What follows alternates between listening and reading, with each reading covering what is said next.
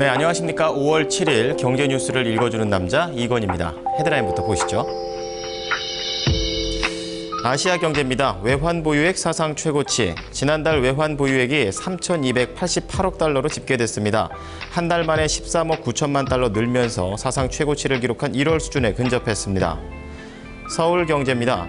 6월부터 하우스푸어 대책 실시. 경제적 자활 의지가 있는 하우스푸어에 대한 대책이 시행됩니다. 기존 주택담보 인정 비율을 그대로 적용하고 3개월 이상 주택담보대출 연체자에 대해서도 채무 연착륙을 유도할 계획입니다. 매일경제입니다. 청년 실업 심화. 청년 실업난이 심화되면서 올해 20대 고용률이 역대 최저치를 기록했습니다. 동년 대비 2.3%포인트 감소한 55.8%까지 떨어졌습니다. 헤럴드 경제입니다. 원전 수출도 일본에게 밀리나.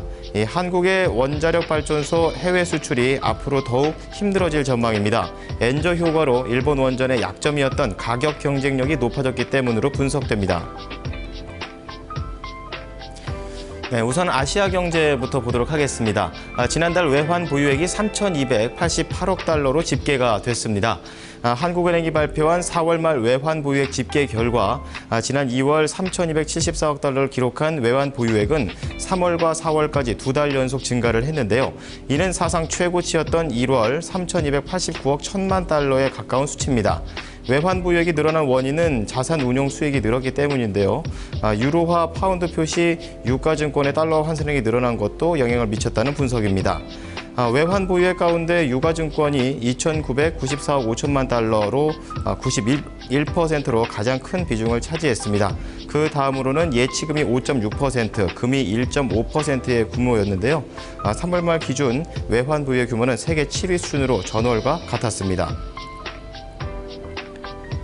네, 서울경제 보도록 하겠습니다. 오는 6월부터 경제적 자활 의지가 있는 하우스푸어에 대한 대책이 시행이 됩니다.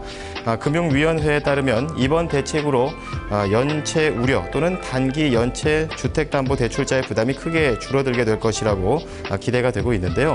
우선 사전 채무 조정 시 기존 대출 취급 시점에 대출 한도를 계속 적용할 수 있도록 LTV 규제에 대한 예외를 6월부터 허용합니다.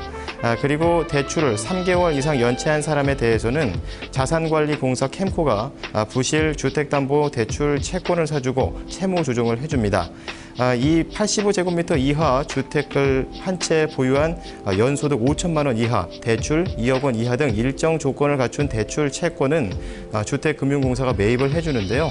은행 금리 수준의 이자만 받고 원금 상환을 최장 10년간 유예해줄 방침입니다. 마지막으로 주택연금 사전 가입 제도가 도입이 됩니다. 주택금융공사는 오는 6월부터 1년 동안 주택연금 가입 연령을 만 60세 이상에서 만 50세 이상으로 확대를 하고 6억 원 이하 1가구 1주택 실거주로 한정을 했는데요.